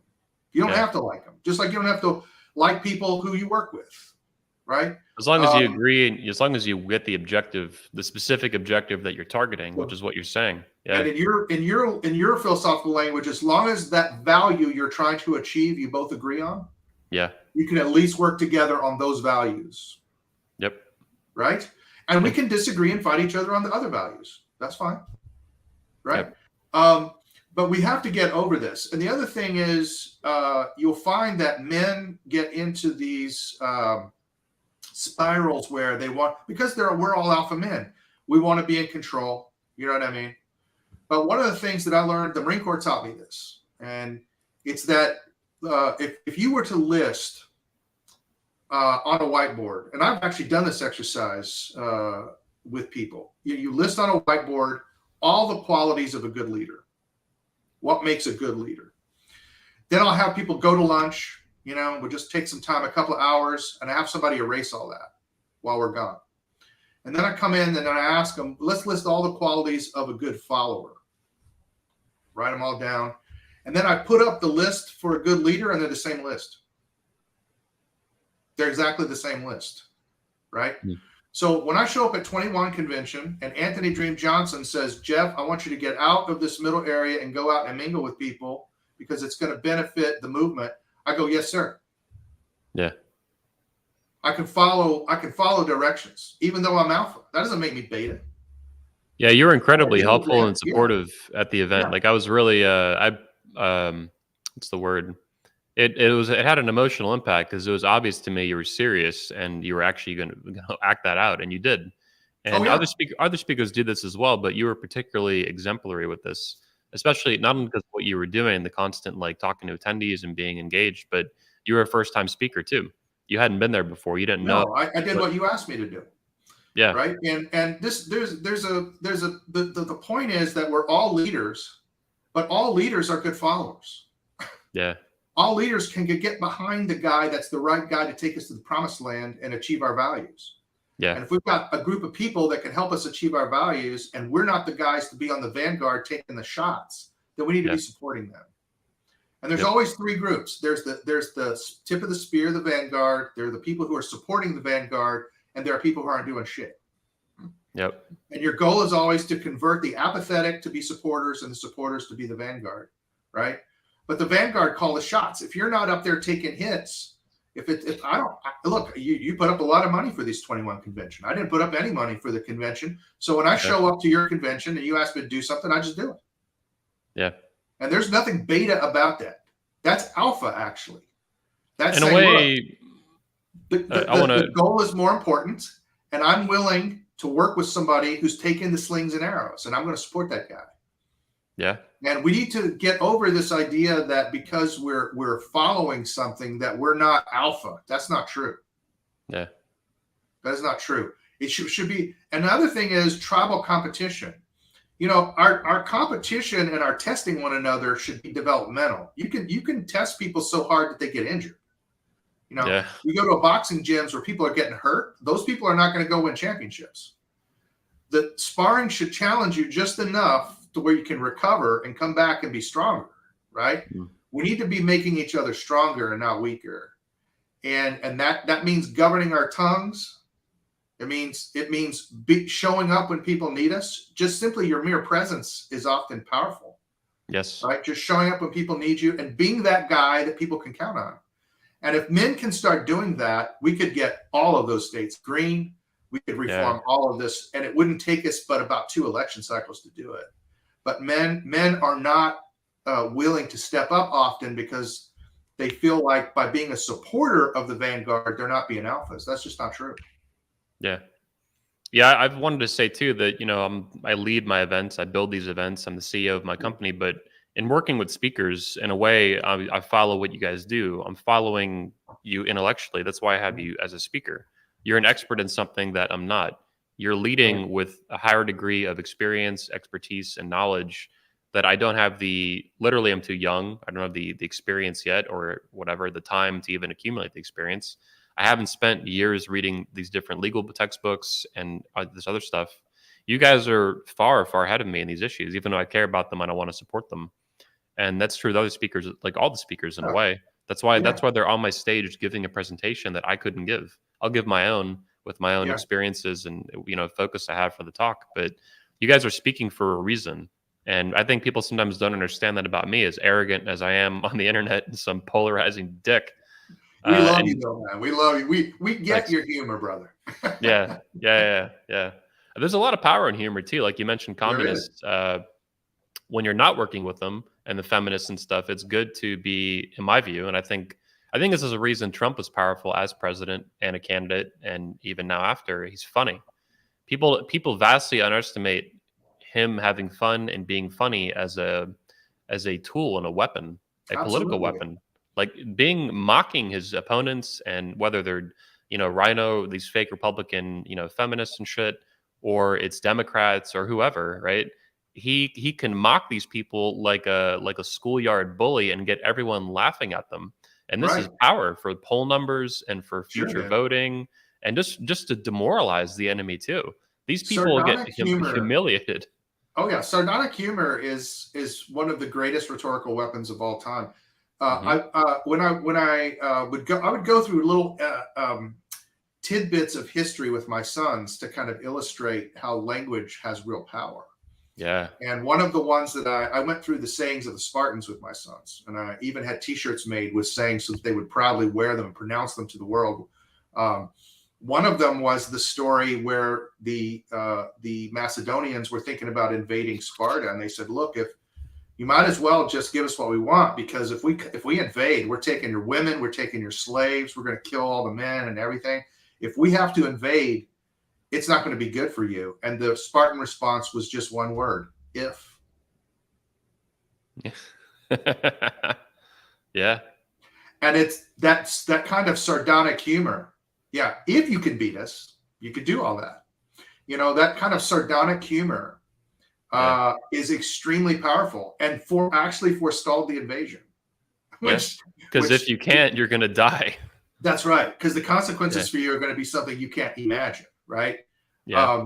And so you can imagine this sardonic humor and the councils in Macedonia as they considered what they were going to do, right? Yeah. Like, we're threatening to enslave them, and they're making fun of us. Yeah. This is probably not somebody to mess with. So yeah, you're right. This is something that certainly we don't use enough. And you do a great job of it. Thanks. Your memes are the best. I share all your memes on Facebook. I know it hurts my reach on Facebook, but I still do it anyway. Yeah. Thanks. Yeah, I try to take care of my own. My biggest sphere of influence currently is not in general internet or even like conservative politics, not even close or whatever, right? Yeah. It's within the manosphere community. And when I put out a meme or a video, that's extremely funny yet exposing an important truth, it's devastating to these people, to these frauds who exploit men and who are predators on men who are looking for information and answers, who are disoriented by a culture that hates them, whether they've been hurt by a bad relationship or a bad judge, family court issue. Like, there's a lot of predation on the pain that men go through because men are in pain. And unfortunately, my friend Bob Lewis, author of The Feminist Lie, says that a lot of men have a red pill blind spot, meaning that these predators and these frauds are effective because they can ape some of the language that will attract these guys. Right. Like I'm red pill and feminism's gay or whatever. And these guys, like, they're so hungry for leaders and for answers and for someone to fight, for them, that they're much too accepting. They get drawn into it basically, and it's really sad. But the humor that I use slowly, right? They laugh. They find themselves laughing at the issues and the images, and it wakes them up, even if they're mad at me initially. I kind of basically I use the memes to slowly push them through phases of denial. Kind of like you mentioned with the women. I think it was you, Carmen. Basically, these feminists will start screaming and get angry at you, even when you show them facts. Well, they're in the beginning stages of denial, anger, right? That's right. And then they kind of go through some of the other phases, and the grief and the bargaining and the negotiation and acceptance Yeah. and begrudgingly, right? If you Sure. can get them there. So Yeah, I've faced this on the transgender issue. I have a lot of trans exclusionary radical feminists, the TERFs, that support stopping child transitions, wow. gender transitions, and I always point out to them, like, listen, I mean, you're complaining about these men invading female spaces, but in the 80s and 90s, you spent all your time invading and eradicating male spaces. Yeah. Like, there aren't any more male spaces because radical feminists filed lawsuits to break into all of them and eradicated them. So Yeah. you set the legal framework for what's happening to you right now, and they have extreme antibody reactions to that. Yeah. Right? Yeah. Hey, what is it? Achilles 19 is asking a really good question. He says, "Where can we go online to learn how to use language that's powerful and will make us more masculine?" So I have studied this. There is literally not one thing has been added to Aristotle's rhetoric. So I would say get yourself the Penguin edition of Aristotle's The Rhetoric. Sometimes there's one that has both the poetics and the rhetoric. But the rhetoric has everything you need, nothing you don't, and literally rhetorical theory hasn't advanced. Not even one concept has been added. If you read a modern book on rhetoric, not one thing has been added to what Aristotle wrote. Wow. And let me give an example of the kinds of things you'll find there that you won't find in any modern textbook. He asks questions like, suppose that you want to produce anger in the audience. First of all, what are the circumstantial prerequisites for that? Secondly, what are the intellectual prerequisites in the audience to produce anger? What are the circumstantial requirements in the audience to produce it? And if you can provide all these circumstances, how can you provoke it? Like, you never see that kind of stuff in modern rhetoric books. He talks about, the emotion of pity, anger, interest, curiosity, humor. And he goes through the use of the passionate nature in man and how to use it in your rhetoric. And no other rhetoric book that you buy in the modern world will talk about those things. So you might as well just go back to the original source, read Aristotle's The Rhetoric. You can get it for $9.95 on the Penguin edition. I recommend you also get the Poetics, because the Poetics is very short. It's only like 40 pages, but it describes how to build stories and how to tell stories. If you remember my presentation at the 21 convention last year, I did two presentations. Presentation I gave to the patriarchy, I told completely through pictures of my sons, and told a complete story about political influence and the family court systems, but only through the pictures of children, my sons. And this is a very powerful way to tell a story. And I got the idea for that and how to structure that from Aristotle's Poetics. So my short answer to you is simply read Aristotle on rhetoric. A woman of that. Yeah. I'm a fan of Aristotle. Ayn Rand was a fan as well. It's Absolutely. her favorite. It's her favorite philosopher. Even above her second favorite was actually St. Thomas Aquinas, but her first was Aristotle. Yeah. Yeah. I wanted to ask you a question, going back earlier to our group discussion with Carnell. So when I'm thinking through and I'm hearing all the atrocities, is what I would call them, of family court against men, it seems that overwhelmingly these problems affect men in terms of the adults, and then also the children through direct and indirect means. Directly, yeah, I don't need to go into details on that, but in a lot of different ways, there's a lot of people getting hurt by this. And it seems like a big snowball of corruption and bureaucracy, but mostly corruption. I mean, this is like some really sleazy slimeball money crap going on. And then on top of that, the ideology, the radical feminism, this woke socialist crap, and the government's, bribing each other off to prey on fathers and men. I mean, this is like several layers of effed up. But I did want to ask you, if you don't mind sharing your opinion, if the founding fathers were alive today and were aware of all this crap, what do you think they would do? What do you think their response would be emotionally and psychologically and even strategically. Like, this seems like stuff they'd go to war over, in my opinion. Yeah. Look, when I testified to the Texas Senate, I explained to them that this constitutes a long train of abuses, all of which have one object: tyranny. Yeah. And that was the criteria for revolt laid out in the Declaration of Independence. Yep. This is a long train of abuses that goes over 40 years. It's at all levels of society. It has been designed to prevent you from convening in times and places where the government can redress your grievances. It's been designed to prevent you from speaking about it to your fellow citizens. I'm under an illegal gag order that I don't follow. Most parents are. When you go into, you will lose your freedom of speech as soon as you go into family court. They'll just put a gag order on you. So a lot of fathers don't speak about this. They have created the conditions where you cannot assemble the financial resources to fight back. Where is it in the Constitution too that they can suspend the First Amendment when their emotions feel like it, or some judge says, I don't care? There is no. One of the reasons you'll never find me really talking about the Constitution very much is I don't think the Constitution has constrained the government for about 100 years. Yeah. And I don't live in a fantasy land where constitutional arguments even apply anymore. The government is going to do whatever it wants. What we're in a position now is where they are using naked political force against us. Yeah. And once you understand that, then you realize you have to produce naked political force against them. And political force takes the form of voting numbers. It takes the form of donor money. It takes the form of reputation assassination and building up people's reputations.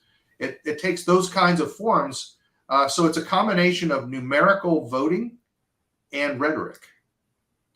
And if you want this to stay non-kinetic, if the people in power don't want this to turn into something really bad, they want to keep it political, they're going to have to start making political concessions because they've just disaffected so many men. You cannot take children from fathers on an industrial scale and raise them in values contrary to their own and force them to pay for it. You just can't do it on this scale without civil unrest. Yeah, it's extremely angering. Like, it is so profoundly un-American and unpatriotic that they do this crap, and it's so aggressively anti-family. Yes. I look at the family as the base polity and the base structure of any society. It is. I mean, it's the Declaration of Independence states that to secure these rights, governments are instituted among men. Right. But really, that means family men. Correct. 20-year-old single bachelors are not trying to build governments to secure the rights because they don't have wives and children to protect. Right. It is. I think the founding fathers would be kinetic at this point. They would be beyond furious that the governments are being utilized to harm children and to harm fathers and to harm men. Like, I'll go further with what I said. I'm going to choose my words very carefully here. Yeah. I do not believe that change in this system, particularly in the way the courts operate, the courts are operating completely lawlessly. The judges have no check and balance on them. The legislators do not exercise their rights of impeachment. So there's no check and balance on the legislature. The people are the only check and balance left for these judges. And I'm going to talk in terms of voting here. I want to make that clear. But until the judges fear us, until the legislators fear us, and I mean fear, there won't be change. There will not be change. Yeah. So I would encourage your listeners who are interested in rhetoric to read what the preconditions for inciting fear are in Aristotle's rhetoric. Yeah, a woman of that, brother. I decided, and I don't know, on a little bit lighter note, but yeah, they do need to fear it. They need to fear the people. They need to fear the people. Fear the people they need who to be afraid of us. Yeah, the old quote, the old Jefferson quote, right? When the government fears the people, you have freedom. When the people fear the government, you have tyranny. That's the basic, most basic definition of a tyranny that exists. Yeah, Now, I want to. What comes to mind as well. I've heard Melissa Isaac, attorney Melissa Isaac, a speaker from our event, you know her as well through other men's rights issues. She said once, if I can quote her correctly, that the entire family law system in the United States needs to just be abolished, like abolished and just rebuilt literally from scratch because it's so fucking toxic and dysfunctional and corrupt and evil. Like you can't even fix it. I don't know. I That's don't true. know. I don't know if she intended it to be like a black pill like that, like a nihilistic thing. I don't think she's pessimistic. I think that's her very real position, being a family law attorney, one of the best in the country, as I understand it. She is, and she's absolutely right about it. Family law didn't exist prior to the late 1980s. A lot of people don't know that. Wow, I didn't know that. Yeah. The family law is civil law, so you just went into a civil court. Yeah. Right? We didn't have special family courts. Special family courts were created because of the Title 4D program, because they needed the courts to violate the law in order to get the money. Yeah. And so they created these special family courts, which the appellate courts treat very differently than normal civil courts. Let me give you an example of that. If I was in a contract dispute and we were in a lawsuit in a civil court, and a judge, let's say a judge issued a temporary order that I couldn't use heavy equipment in my business, and that was going to ruin my business. I could appeal that to an appeals court to get a check and balance on this judge, to get a second look at that and say, wait a minute, did this judge make the right decision? Right? Yeah. In family court, I can't do that. So when my judge I call her Judge Bloody Mary Brown, 301st District Court in Dallas, Texas. Yeah. When Bloody Mary Brown issued her illegal gag order on me, I was not allowed to appeal that. That's When crazy. That's like that's an explicit violation of your right to due process. You are correct. And that's statutory. It's in all the states, they have statutes which say you cannot appeal interlocutory orders from family courts. There's no check and balance on the judge. So similarly, when she took my children away from me and said, you can only have supervised visits with your kid if you will be with your son in a dress and all this other stuff, and I won't do that. So that was a temporary order. I can't appeal that either. It's like, it reminds me when I first met you and I interviewed you at that local Republican county event. Yes. What comes to mind is the concept legally and strategically of interposition, where law enforcement gets involved, like sheriffs, for example. And historically, they've done this, where they start arresting judges, local politicians. They refuse to enforce what they consider to be illegal and criminal laws, at least by their state constitution, if not federally as well. Yes. This stuff is vicious. This is sick. It is tyranny. It's domestic tyranny. Well, one of the reasons I'm not in jail is because I've refused to follow this gag order. That I'm in maximal criminal contempt. I mean, I've told the judge I have maximum contempt for her as a judge for issuing an order violating the rights of a Texan. I have maximum contempt for the text of the order itself. I'm telling you in court under oath, I have no intentions of ever following your illegal order. Yeah. And I told her she's obligated to give me the maximum sentence for criminal contempt, which is 180 days. Yeah. Now she won't do that, because then I come under the criminal rules instead of the civil rules. And in the criminal courts, that will not stand. That illegal order would never stand. It actually wouldn't stand even in a normal civil court on a contract dispute. It will only stand in family courts, which have been set aside as lawless areas where the appellate courts will not enforce the law. Yeah. So she's right. Melissa Isaac is right. We should abolish family courts and just make them civil courts. I've advocated actually that we should bring family disputes under the criminal law, which the much higher standard of evidence that obtains there.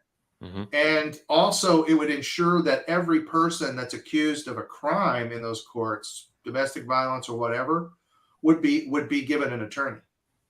Yeah. Wow. So I think it should come out actually up under the rules of criminal law rather than civil law. This sounds smart too, because these are, now it doesn't make it easy, but these are fundamental changes that would fix vast swaths of problems. Vast swaths. Yes. Yeah. Yes, absolutely. And a lot of people don't know, but in a family court, the civil rules apply. So Decisions are made on the preponderance of the evidence, not on beyond a reasonable doubt.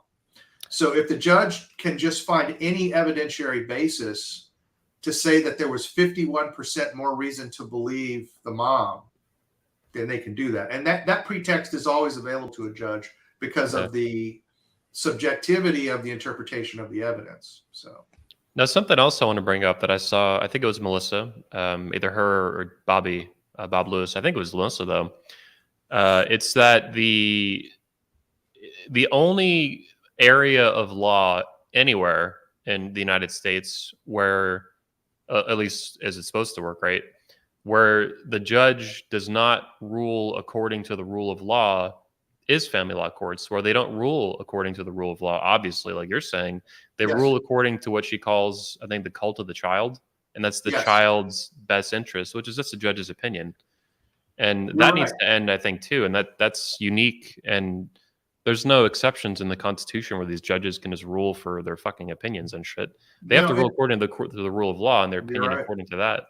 Yep, it's called the best interest of the child doctrine, and it's very pernicious because look, if you have, would you think that a Muslim appearing in your court would have the same notion of the best interest of the child to an Orthodox Jew who appears in court? No. Or an Orthodox Christian like myself, or someone who has a cultural background from Ecuador, rather than from Texas. There's no objective definition of the best interest of the child. It's culturally based. It's based on the customs and practices of the family and their ancestors. When did this start, too? The cult of the child thing, the interest of the child, 80s? Or? It started with Title 4D. Okay. The statutes, for example, in Texas require a judge to always rule in the best interest of the child, regardless of whether it's legal or not. Wow. So in practice, what this means is that the parents are not in control of the determination of the best interest of their own children. To put it simply, the judge decides how to raise your kids. They're just going to make you do all the work and pay for it. Yeah. That's how it actually works. That's tyranny. Now, we've had several cases, one of them out of my county, Denton County here in Texas, a Republican woman judge, Judge Shipman, actually gave partial custody to the boyfriend of a father's ex-wife after she was killed in a car accident. Wow. Think about this. She had an affair with this man, which broke the marriage up. And then the judge gave the boyfriend that broke the marriage up visitation rights. And so for 30% of the time, this father didn't have his kids, and it went to the boyfriend that broke up his marriage, right? Wow. So this went to the Texas Supreme Court, and the Texas Supreme Court determined that the issue in the case was whether the fit parent presumption applies in temporary orders hearings. And what that means is the fit parent presumption is supposed to apply in all family court hearings. And it means that the judge does not get to determine the best interest of the child. If there is a fit parent in the courtroom, the fit parent determines that. Yeah. There's lots of federal jurisprudence on this as well, that children don't become wards of the state just because they're in family court. But it doesn't matter. Family judges have no oversight. They have no appellate oversight. They have no oversight from the legislature. And so the judges just do whatever they want, knowing that they can't be overruled, even though it's against the law. And they know it's against the law. They'll even often tell you that they know it's against the law, but they're doing it anyway in the best interest of the child. This, to me, it sounds like dangerously close to treason, and that these people should be facing these judges should be facing criminal prosecution. Like, really, the sheriffs need to be throwing cuffs on these people. Like, to so flagrantly violate your oath to uphold the rule of law as an elected official and as a judge, as any politician, and regarding children too. That's right. Like, it has to be these violations. These are violations in my very common sense understanding of their oath to uphold and defend the state constitution of the state they're in and the federal constitution. This is treason in all but name. And it is, and it's obviously abuse under color of law. Yeah. But here's the other problem. So then you could go to federal court and you would have a federal court oversight, right? Because now you have civil rights abuses under the color of law, right? And these are successfully prosecuted all the time, right? In other areas, right? Yeah. Criminal law in particular. So you take these up. Well, the Supreme Court of the United States has created a rule for the federal courts called the domestic relations exception. And the federal courts simply will not accept any case regarding civil rights from the family courts. They just said a priori, we will not accept them. They're cowards. They won't touch it. They're cowards. That's right. Yeah.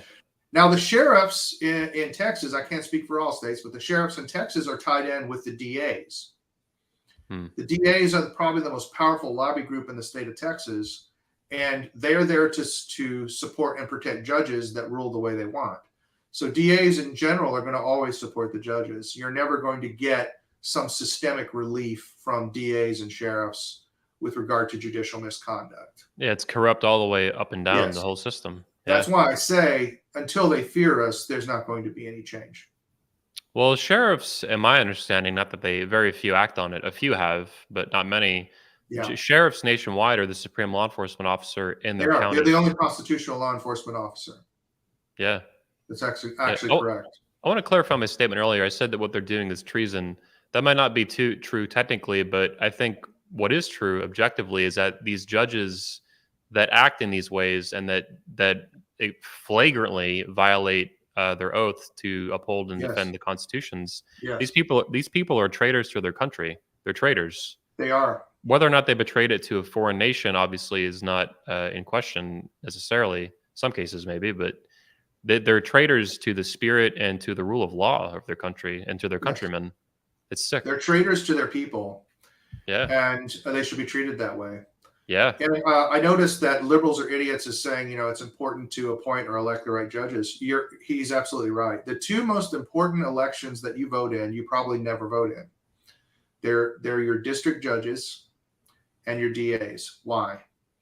Because both of these offices have absolute immunity. No other offices, elected offices anywhere, have absolute immunity. And what I mean by that is, if a judge or a DA knowingly and intentionally commits felonies in their office to violate the rights of citizens, they cannot be prosecuted for those acts if they were in the course of their normal public duties.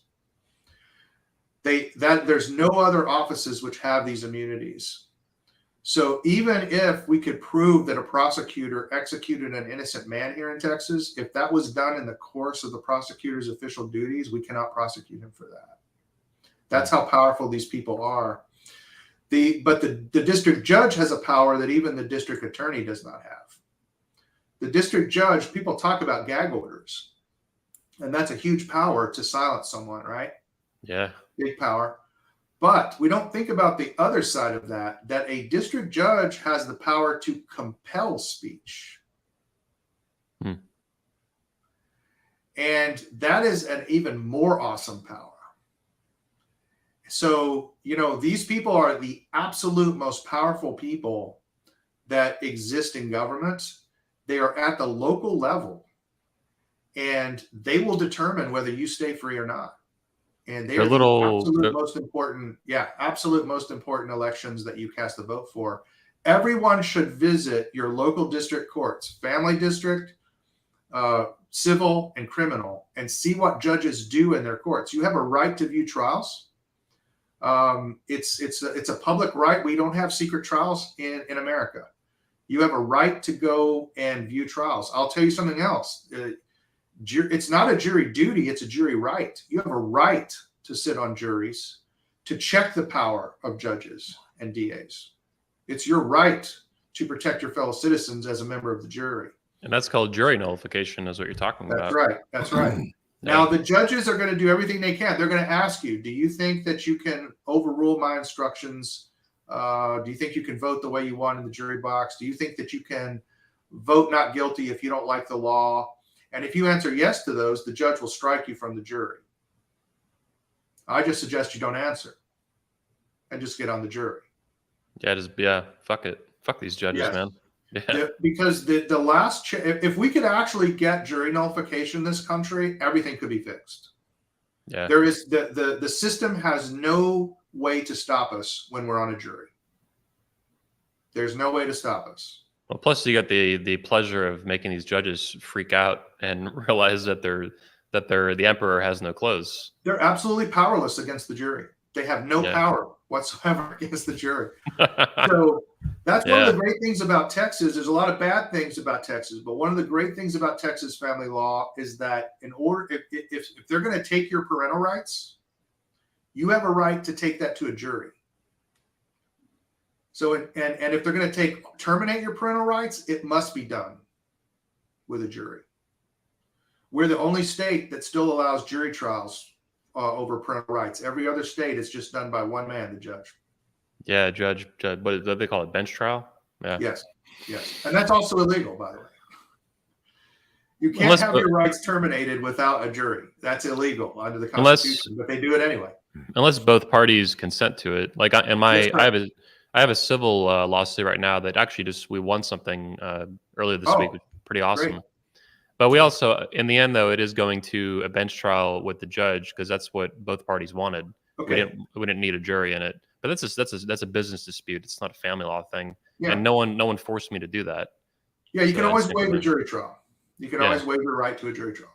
And for business stuff, that's pretty common. To an arbitration or a judge. There are very good reasons to do it. Yeah, especially if you're dealing with something technical that could just confuse a jury and you don't know which way they would go. Might be better to leave it up to the judge. Yeah, exactly. The problem with family courts is the judges are so biased that having a jury is a real benefit. And Texas is the only state that offers that benefit. Wow. And so you should eagerly try to get on juries. You should not think of it as a duty, it's a right. And did you know that if you go down and volunteer to be on a jury, they will roll out the red carpet for you. They'll give you coffee, donuts, probably buy your lunch because they can't get people to come in and be on juries. So if you're willing to go down there and volunteer, they're like so grateful to you for it. And you can be a huge advocate for your fellow citizens and protect them by being on those juries. Yeah, I learned about this through being a Ron Paul fan and supporter about probably 10, 12 years ago. Because there's a lot of old Ron Paul fan supporters who are very much into jury nullification for anything. Any kind of stupid criminal government abuse, So it's I've gone through this talk a lot with conservatives because conservatives are very confused about this, by the way. I ask them, what is the law? And they usually point to the statutes. They'll tell me, well, it's what's written down in the statutes. And I said, okay, well, so suppose you're on a jury and a prosecutor says, hey, here's an 80-year-old man, and we caught him doing 25.001 miles per hour in a 25-mile-an-hour zone, and so we cited him for speeding. Would you convict him? Because under the statutes, he's guilty, right? Yeah. If that's what the facts show. Would you convict him? Was he actually speeding? All of them tell me, no, he wasn't really speeding. That's because the law is not what's in the statutes. Yeah. The real law is in the customs of the people and how we apply the statutes to real situations, which is done by whom in our system? It's done only by juries. Yeah. So the real law is when the juries take a jury of your peers. That's why it has to be a jury of your peers. Some people who live in your community and know your customs, then apply the law to your situation. Because where I live, the speed limit is actually plus or minus 5 or 10 miles an hour, depending on how fast traffic's going and what the safety conditions are. That's the real speed limit. I know for a fact too that in Orlando there was a lot of local activists who would support jury nullification, and the judges would get super mad and try to get the cops to throw them off the property and stuff. They were passing out pamphlets to all these jurors going in for stuff. Yes, they were like nullify, and the judges were just spazzing out. I love it. You should do it. I mean, another example is IRS cases at the federal level. The IRS wins 95% of its cases in its own courts and loses 95% of its cases when they go to federal court. Why is that? Because you know what? Juries just aren't going to convict little old ladies of tax crimes. Yeah. Little old lady didn't pay $1,000 in taxes. Well, we're not going to convict her for that. That's not illegal. We don't think that's illegal. Screw you, IRS. So that just shows you the effect, 95% versus 95% the other way. Well, everyone hates the IRS too, thankfully. Yeah. I mean, is anybody like the IRS? No.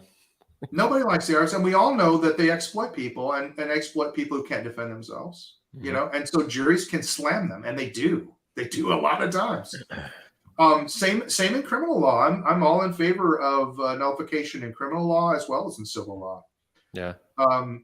In family courts, jury nullification would make a massive difference for fathers, and so men should eagerly try to get on juries. That should not be something you shirk. Yeah. A woman. Yeah. Well, Jeff, I want to wrap up the show. I'm got to get going here. It's been a really good time having you and Carnell on. I think the audience learned a lot. I know I did. And I think it's one of our best episodes we've had in a long time. Very good content, man. Good stuff. I really enjoyed it. And I cannot wait to get back to the convention. I've been talking to everybody about it. It was really the highlight of my year last year. I'm not just saying that. I had so much fun. And I just can't wait to do it again. Yeah. For everyone watching, this is the event that Jeff's talking about. You've heard about it earlier in the episode today, too.